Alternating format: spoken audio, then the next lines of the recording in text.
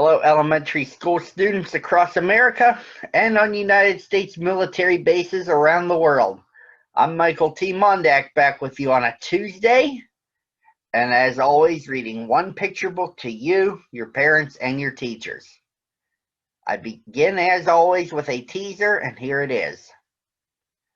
How many of you have a garden at your house? Do you wonder how it grows? Gailey wanted to know, so she planted her own garden. It's part of a storyline titled, How Does Your Garden Grow? Written by Pat Patterson and illustrated by Brenda Clark and Debbie Perna. Let's go. An earthworm was crawling along. Suddenly, the earth around him started to crack and crumble in a most alarming way. Hey, what's going on here? The earthworm asked himself. He wriggled his long pink body up through the soil to find out. No wonder the earth was moving. Someone was digging with a spade. It was a girl. To the earthworm, she looked very big. The earthworm crawled to a safe corner of the garden. There he was joined by a caterpillar, an ant, and a snail. The girl, whose name was Gailey, dug, hoed, and raked. Her little brother, Sebastian, helped her.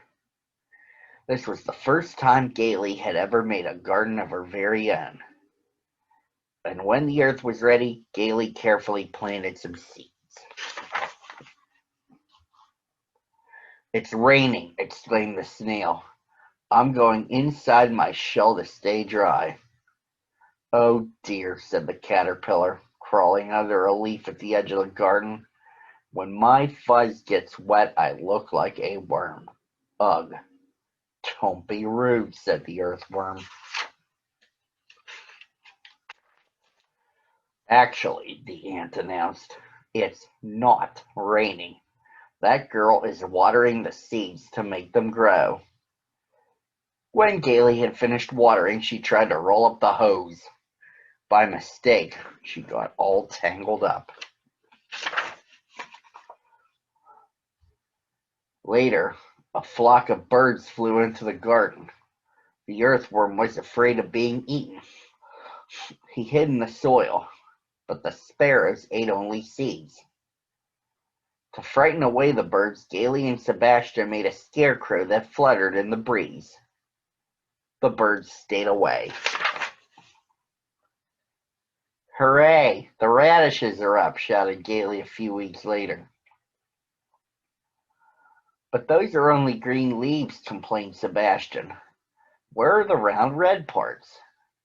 The red parts are under the ground, said Gailey wisely. They need more time to grow. Later, Gailey dug up a radish to see how big it was. The round red part was too tiny to eat. Gailey put the radish back and packed the earth around it. And as the vegetables grew, so did the weeds. Some weeds were harder to pull out than others. Once when Sebastian pulled one out, he toppled over, just missing the earthworm, the snail, the caterpillar, and the ant.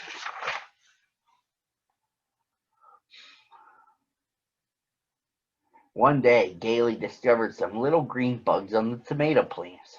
She went to her mother for advice. Those green bugs are called aphids, Gailey's mother said. They are bad for plants.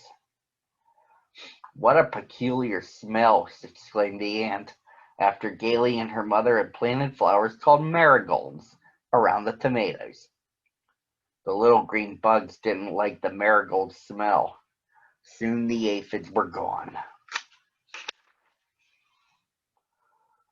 Good riddance to bad rubbish, said the earthworm. How dare you, replied the ant. Some of my best friends are aphids. The argument grew so fierce that they didn't notice anyone coming. But Sebastian saw the stranger. He ran to Gailey. He shouted, "There's a tiger in your garden!" Sebastian's family knew that he sometimes made things sound bigger than they were, but the family was careful, just in case. There was no tiger in the garden, just a large ginger cat. Then came the day that Gailey picked many kinds of delicious fresh vegetables. For a while, the earthworm rode on the basket. Then Gailey saw him and put him on the ground.